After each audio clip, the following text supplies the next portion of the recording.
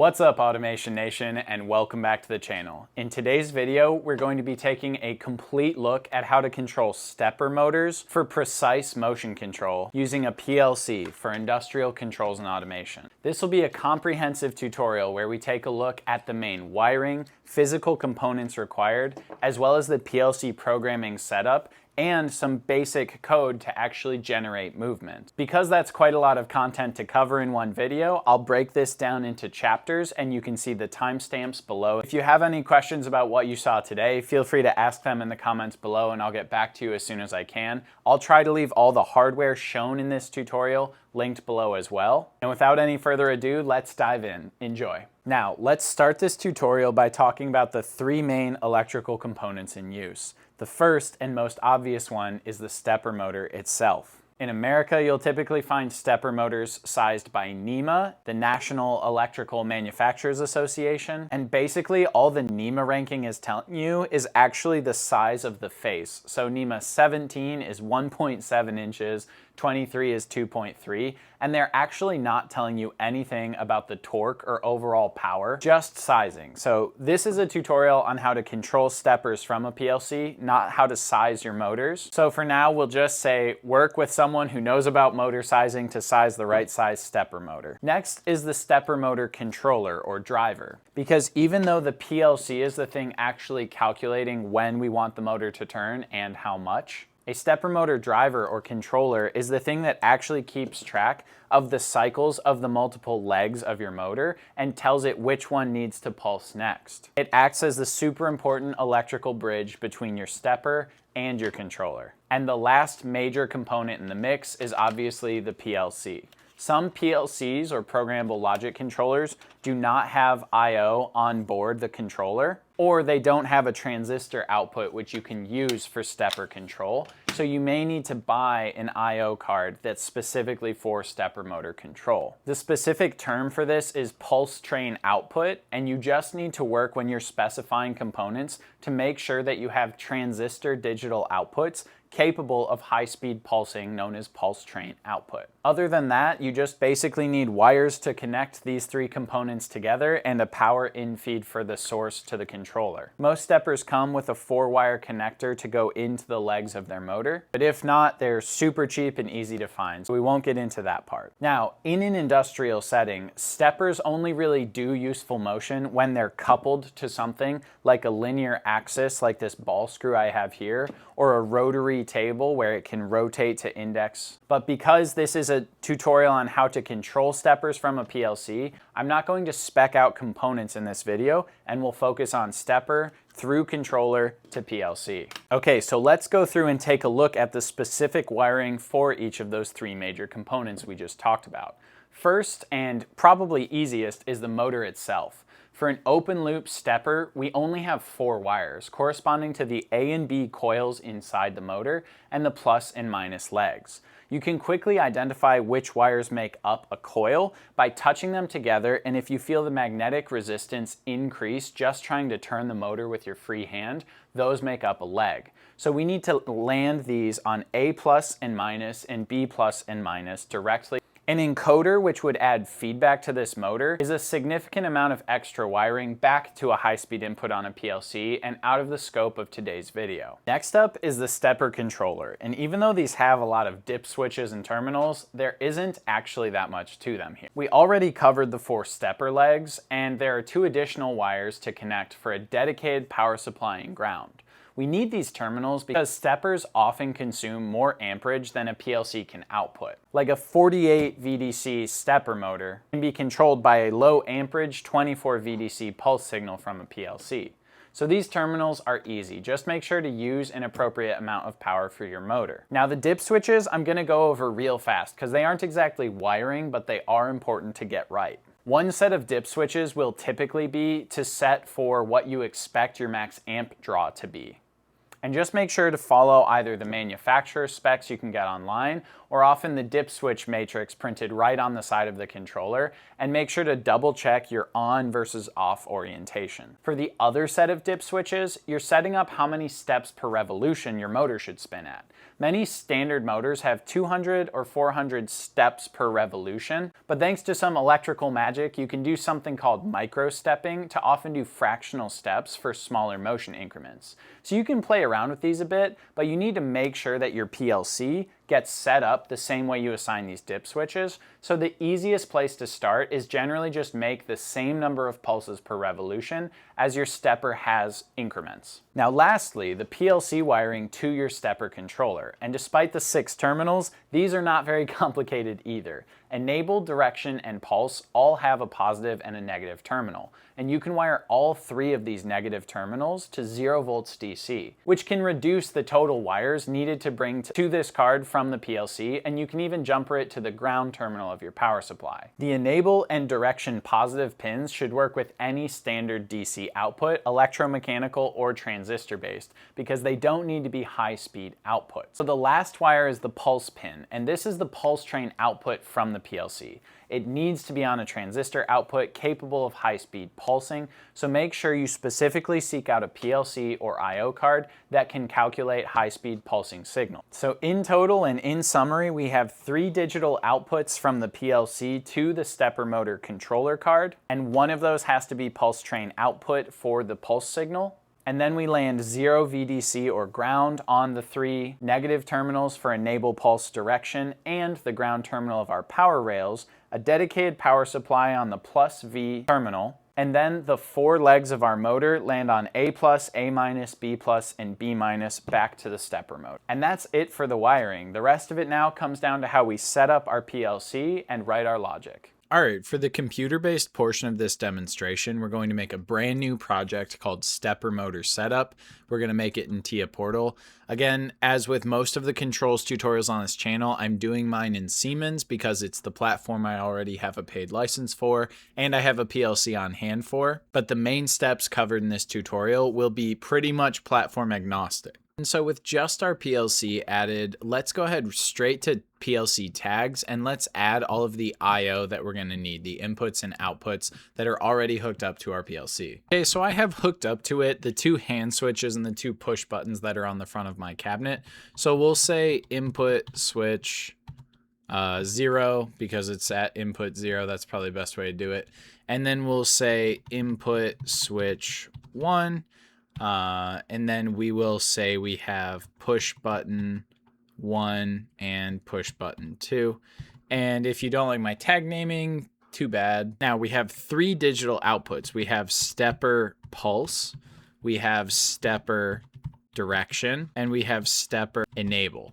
Okay, that's just from the wiring. That's the 3 outputs that we need to control. So those are going to be on Q channels, which would be outputs, not I's for inputs. All right, and so these are our 4 inputs and our 3 outputs that we're going to do all of our control based on.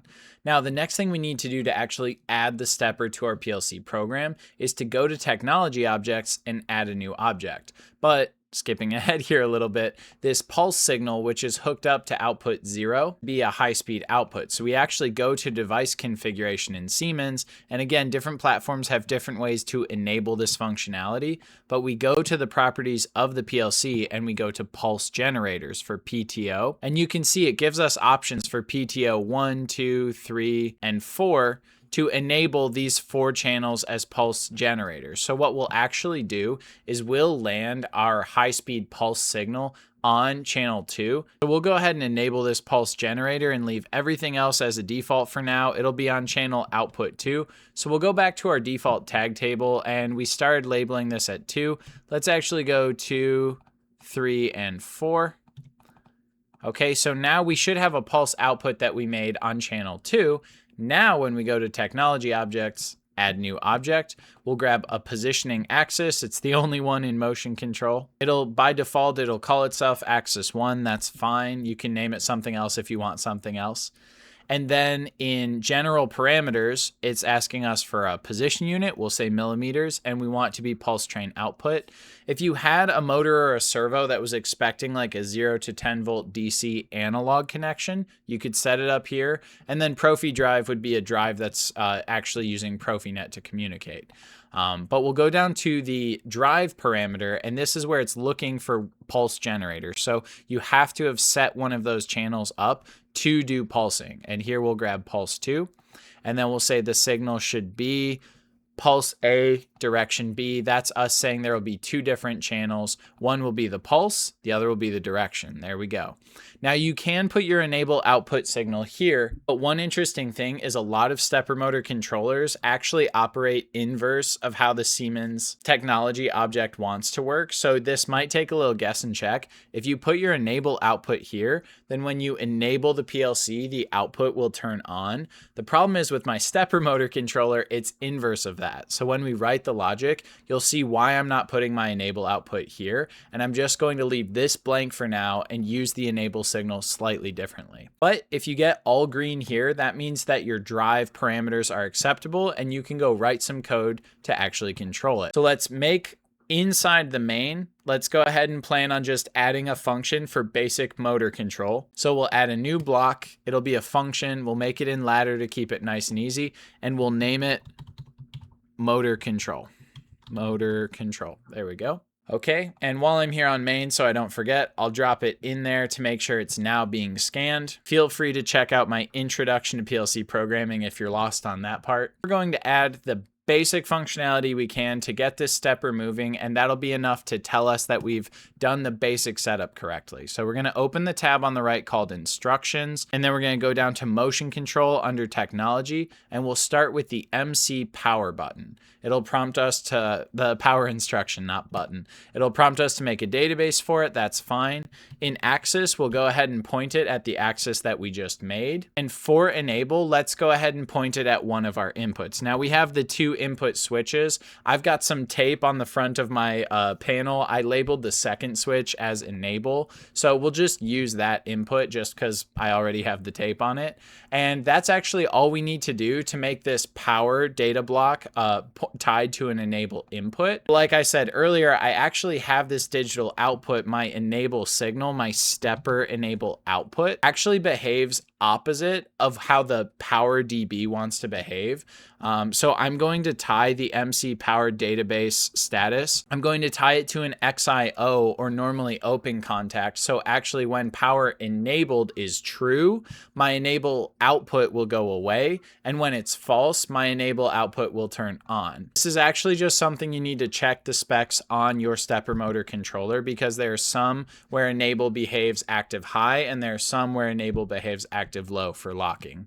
Next block we'll add, we'll do the motor control reset. And this is because anytime you're trying to set up a new motor and you have any kind of issue, like you trigger a parameter at the wrong time or you have an invalid velocity in there, it'll throw an error and you need some way to reset it. Now, this one, you don't actually need to do anything special if you don't want to. You can just make a memory bit. So I'll make a global memory bit and it'll just be a tag that I toggle from the PLC if I wind up with an error and I need to get this thing to reset. That's because I don't plan on having a lot of errors and I'm doing this for a tutorial, but you might want a reset push button or something tied to your actual reset command. This will clear out any errors generated on that axis. Now, let's go ahead and throw down the actual exciting block, the move relative block. There's move absolute, there's move relative, and there's move velocity, and there's move jog. There's a whole bunch of ways from any PLC platform to create movement. Some of them are based on homing so that you know where 0 is, and then all of your movements are based on your physical position in space. There's move relative, which is wherever you are, move 10 millimeters that way, 10 millimeters that way, whatever. There's move jog, where you just move in very slow, small increments. And you can find all the descriptions for these different blocks from your OEM, but we're going to do a move relative so that we can demonstrate this in a timely manner. And again, the axis will just get tied to the axis. The velocity, important point here is this is based on whatever your units are. So when we set up this axis and I said that it was going to be in terms of millimeters, if you did it in terms of pulses, then the velocity would be pulses per second. So you might want a few thousand pulses per second. But if I do millimeters and I tell it that my drive is 400 pulses per millimeter. And actually, one thing I forgot when we were doing the setup, there's 400 pulses per motor revolution for this motor, but I'm on a ball screw that's 4 millimeters. So actually those default values would have worked. But it's important to make this match your physical setup of the stepper motor configuration. So I have 400 pulses per motor revolution, but I'm on a 4 millimeter pitch ball screw. But if I had the general set to pulses, when I'm looking at my velocity here, I would be putting in velocity in pulses per second. But because I'm looking at a value of millimeters, I'll say the velocity is 15 millimeters per second. And I could go a little faster than this, but I don't need to. And distance, we'll make another global variable and we'll just call it step distance. And we'll use our 2 push buttons to move us forwards and backwards here in a second. So let's define this new tag and we'll call it global memory. We'll make it a real is fine. And we'll just define it as distance. And then execute is actually when we want the stepper to go. Again, because I want to use my 2 push buttons to jog forwards and jog backwards, I'll make a new internal bit here and we'll just call it stepper go, right? We'll make a new bit and call it go. Global memory tag will be fine. We'll define it. Okay, so now we need to write a little code to listen to those 2 push buttons and move forwards or backwards based on them. So let's just come down here and let's say, what did we have? Push button 1 and push button 2. We'll say that because these are push buttons, we're just gonna put in momentary rising edge triggers. So we're only going to move these motors every time there's a new push, which means we have to make some new tags. And my push button 1 is tied to my tape that says reverse. So we'll make a bit, call it reverse memory. It'll be global memory. That's fine. It's just these one-shot instructions and forward memory. These one-shot instructions need a Boolean to track what the last value of their tag was so that they can tell if a tag changed or not over time. Now let's add 2 instructions to each of these rungs. The first one will be a move where we're going to move a value into the stepper distance tag, okay? So we're gonna say we wanna move 10 millimeters forwards on forward and 10 millimeters back on reverse. And because we have bidirectional movement enabled on this axis, we can just say we want the distance to be -10 when reverse is pressed and the distance to be forwards 10 when forward is pressed. And then for both of these, we're going to go ahead and add a set instruction to that stepper go. Oh, not enable. Go. So that was the bit that we said was actually going to be the execute move relative command here on our move relative block. And so the only thing we have to do now before we can actually test this out and see it work is make sure that we're resetting step go when our move relative block finishes. Okay, so we'll just come under here under move relative and we'll just say when MC move relative DB is done, right? Then we'll just say we want to reset stepper go. Okay, so what should happen now is we push reverse and it goes back 10 millimeters. We push forwards and it goes forwards 10 millimeters. And every time it's finished, it resets itself and we can push the buttons again. So we can just keep getting 10 millimeter movements with our 2 push buttons. We should be able to download to the PLC and it finds my PLC. And let's go ahead and download and see if we can get this motion working. Okay, so now with everything wired up, with the motion axis set up in our PLC, we can put it all together with our setup. Okay, so we have hand switch 1, hand switch 2, push button 1, push button 2 hooked up to our inputs, enable, direction, and pulse hooked up to our 3 DC outputs. So we should just be able to turn the enable switch on so our driver is ready to go. And so with it enabled, we'll tell it reverse. it goes back. Forward, it goes 10 millimeters at a time. And you can pretty easily see just how accurate and repeatable this is. I could have this run 50 times, 100 times with little to no calibration, and within fractions of a millimeter, this is going to return home every time. Okay, so that is going to do it for today's video. I hope you found it useful and informative. This is a foundational aspect of industrial motion control for factories and it controls and automation. Let me know if you have any questions in the comments below. Let me know what you'd like to see next on the channel as well. Don't forget to leave a like on the video and subscribe to the channel. It helps me out a ton, and we'll see you next time. Thanks. Bye.